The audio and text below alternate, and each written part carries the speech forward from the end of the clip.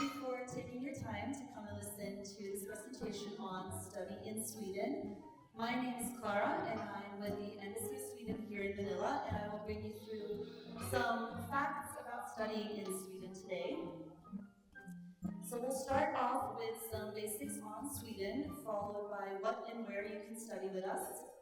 I'll also talk a little bit about classroom culture in Sweden, and lastly, about what it's like to live in Sweden.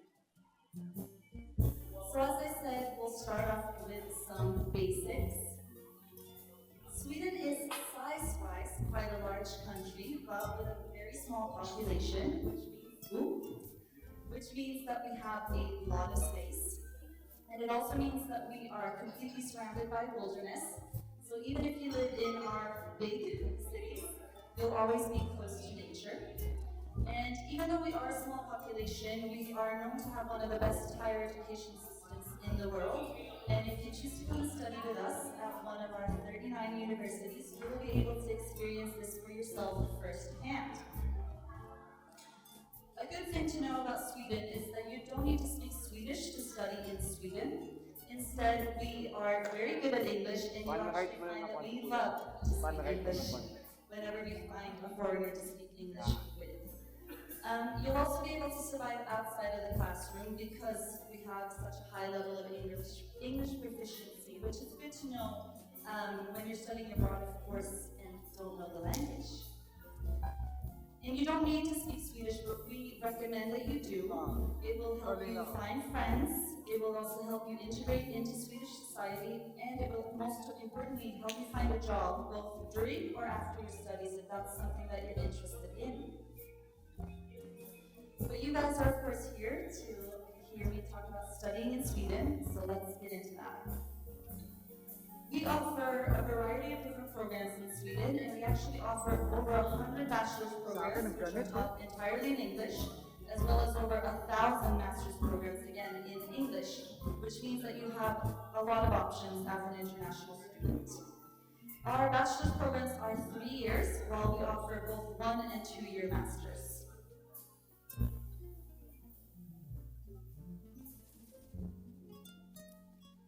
So, as I mentioned, you can study a lot of different subjects in English, but these are some of our most popular subjects, especially among international students. We are very well renowned in life sciences, sustainability, and human rights, but we offer programs across all fields, basically.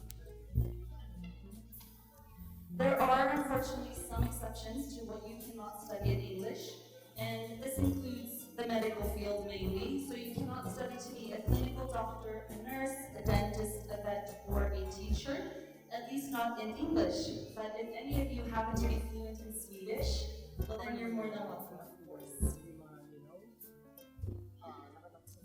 So now that I've talked a little bit about what you can study, let's talk about where.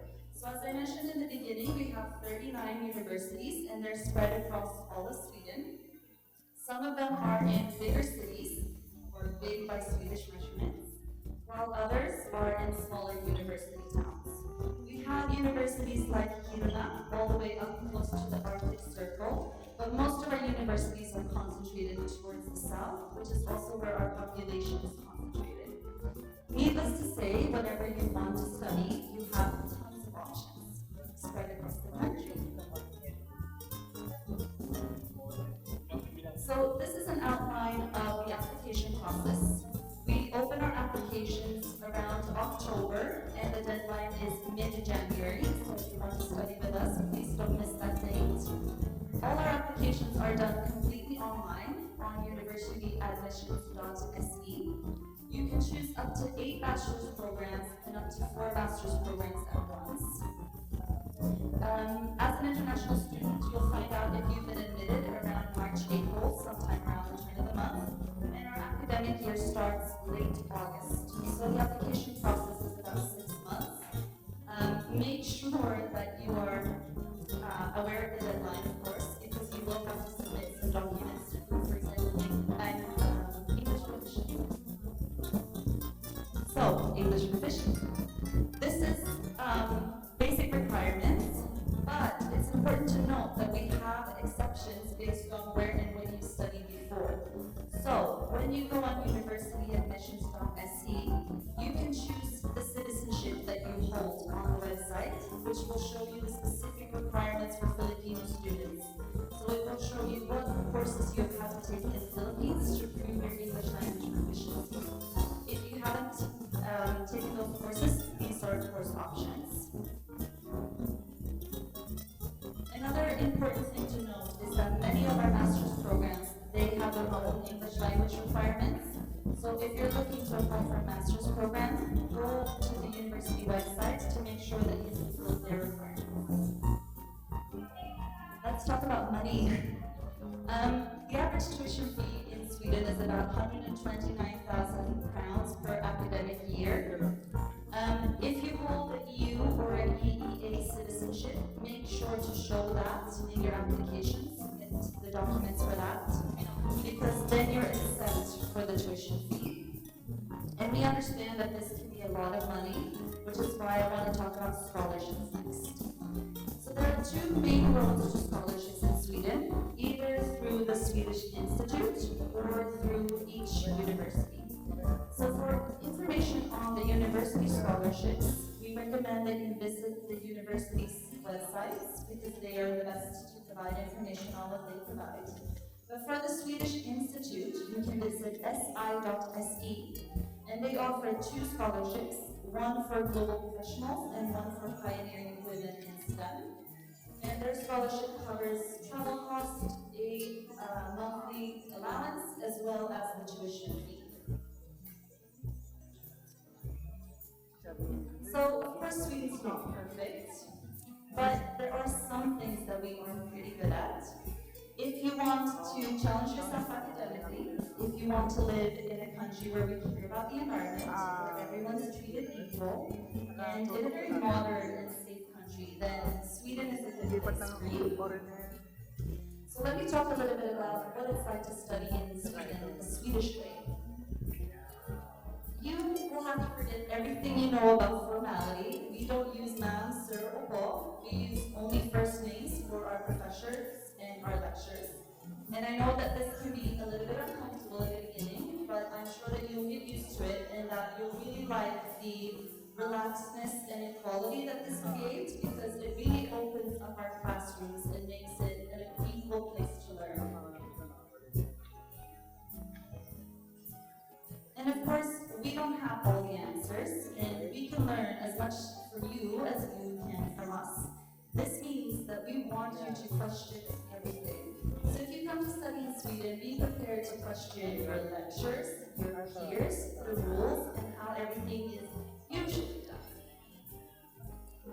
We also won't spoon feed you your degree in Sweden. Instead, you'll have to focus on your own learning. But this means that you will learn to develop your own thoughts and thought processes and give you a good toolbox for actually applying it in real life after your studies. And if you happen to fail, we think that that's okay because it's part of the learning process. So let me round off by talking about living in Sweden because, of course, it's quite different from the Philippines. First of all, equality is very equal in Sweden. Regardless of gender, everyone is treated equal. And this is deeply embedded in Swedish culture and something that we think is very important and a reason why we are one of the most gender equal countries in the world. With that being said, as you can see from the data on my slides, we still have some way to go, so we'd be very happy for you to join us and help us become more gender equal. The LGBTQI plus community regards Sweden very highly, and a lot of LGBTQI plus students come to study with us because Sweden is known to be very accepting and open. And this is something that I think is very important to share with you today because it's something that we are very proud of. And we think that regardless of your sexual orientation, you'll feel welcome and accepted and not like you are being questioned if you study with us. So, I mentioned in the beginning that we're completely surrounded by wilderness, and our nature is beautiful, and we'd like to keep it that way.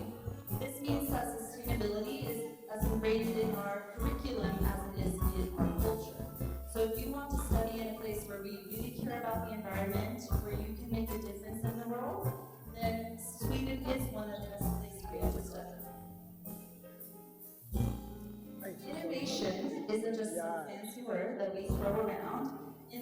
it's deeply rooted in an educational system where you are to question everything.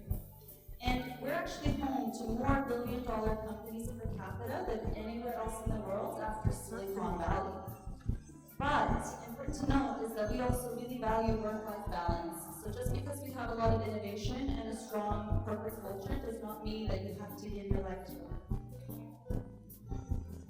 So now that you have some of the basics on what it's like to study in Sweden, these are some of the resources that you can use. StudyinSweden.se is one of the most comprehensive websites, especially everything study related. And again, you can tailor this website to your citizenship, so to a Filipino citizenship.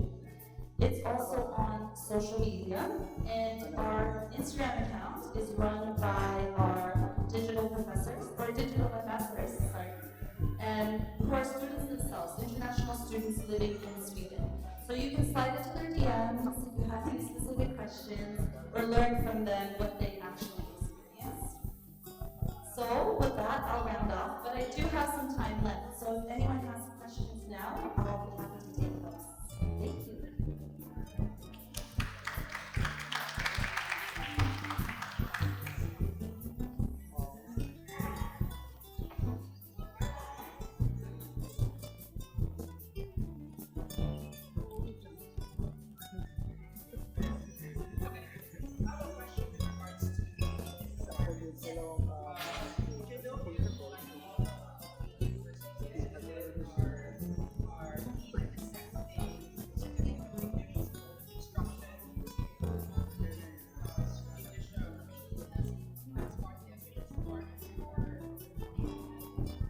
So the English requirements, usually for bachelor's programs, they're the same for all the universities, and they go through university admissions. For master's programs, it's up to each master's program provider, so each university. So I can't answer for them what they would accept. It would be best to ask them directly. Yeah. But for the visa application as well, I mean, at least will you be requiring like an English proficiency test to be presented as part of the documents? No, not for the visa. That's all. Thank you.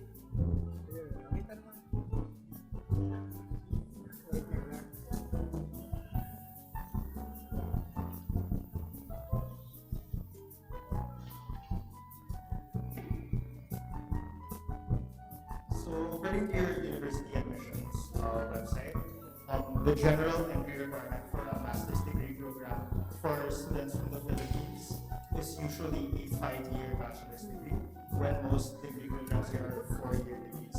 So, how do we reconcile that? That's a very good question that I don't know the answer to, unfortunately. Because we're not from the universities, we're from the embassy. But what I would do is I would reach out, if you have a specific master's program in mind, I would reach out to that university. Because what that requirement is knowledge-based, right? And sometimes knowledge isn't necessarily measured by years. So I would reach out to the specific university and ask them. Thank you.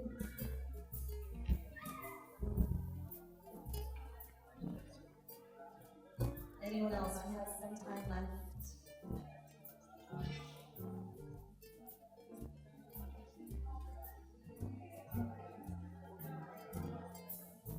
I just remembered one more question. So, of course, being an international student in Sweden, it's also important to remember that we also have our day-to-day finances that need to be met. So, in order for us to augment our expenses, aside from having proof of sufficient funding, we also need to ensure that we have enough money as well to spend for our daily needs. So, are international students in Sweden allowed to work part time? Yes, they are. So, important to know is that you will be granted your residence permit for studies, which means that the most important thing is that you keep up with your studies. That being said, you are allowed to work during your studies part-time. Um, but again, you have to keep up with your studies. So it's not necessarily something we recommend.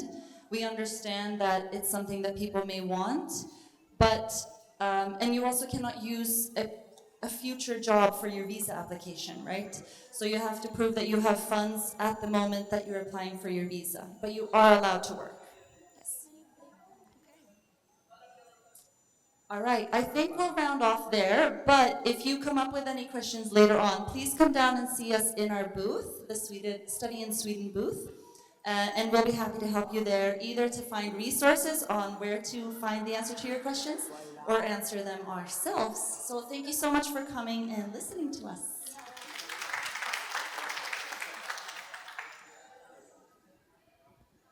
Hindi daw bulas.